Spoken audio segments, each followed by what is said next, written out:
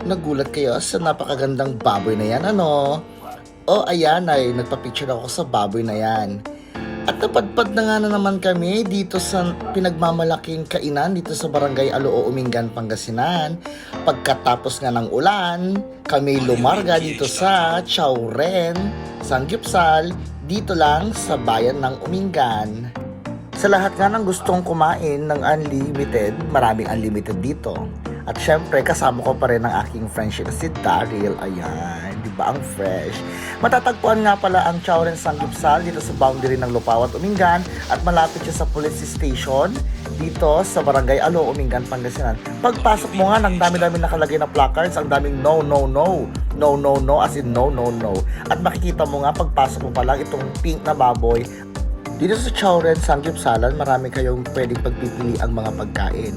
May unli wings din sila at may mga add-ons. Syempre, ayan sila ate, nahihiya pa silang kumuha ng video. Ayan sila kuya, game na game. At dito nga pala sa loob, makikita nyo ang napaka-arrange na mga tables and meron din silang tinatawag na buffet area. Siya nga pala sa hindi nakakaalam, pagpunta nyo dito sa Chowren Sanggupsalan, kailangan nyong magdala ng ID. And, syempre, merong oras ang pagkain dito, 1.5 hour. At open ang Chowren Sanggupsalan from 9 a.m. until 11 p.m.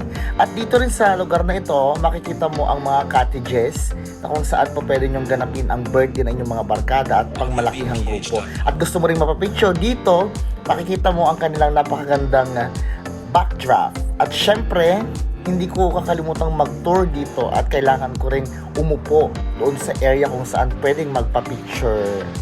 At ayan na nga, ipapakita ko sa inyo ang lugar ng Chowren ng 360 view. Ayan. At siya nga pala, buffet style po ang servings po dito. Wala pong magsaserve sa inyo. Kailangan nyo pong pumunta sa buffet area para kunin ang inyong mga gusto. At syempre, hindi pa rin mawawala ang kanilang rules na hindi pwedeng may maiwan. Kung hindi, magbabayad ka. Diba? Ayan nga pala ang kanilang mga servings dito. Nalulungkot tuloy ako. Wala yung favorite ko, yung fish cake. Pero anyway, masarap naman ang kanilang mga ibinigay na pagkain. At yan, makikita nyo rin yung unli set A, may unli set B, may unli wings, etc. etc. etc. Dumalo na lang kayo dito para mabasa nyo yan. Hindi ko yan babasahin isa-isa sa inyo. At dahil mahal daw ang lettuce, medyo tiis-tiis mo na sa pagkain ng lettuce. At syempre may pa-free juice din sila. Ayan, niluluto nga namin ni Daryl yung aming kakainin. Ayan, so may patokwa. Ayan, yun nga lang, nakakatakot talaga, nakaka-bad trip magluto talaga pag sanggol. Pumuputok-putok kasi tumatalsik. At dito ko lang dinatikman itong sinasabi nilang dilis. Masarap pero hindi ko bet. At syempre magaling tayong kumain at sanay tayong kumain sa ganitong mga klaseng restaurant. Ipapakita ko sa inyo ang tamang pagkain ala pro. Char, ebe, hindi pala ako sanay kumain sa ganito. Nagmamagaling lang. At siya nga pala sa lahat ng gustong kumain dito ng maramihan, magbabarkada at pamilya, tiyak meron kayong mapapalang discount. Free. Pag 10 daw ang pupunta dito at pang 11 yung kasama ninyo or mag-birthday, syempre libre na siya.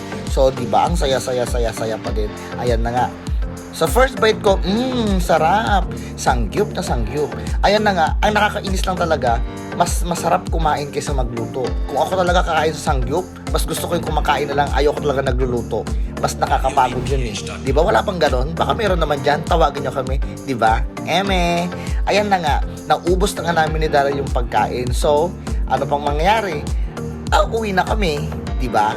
So, let's go. Bye-bye.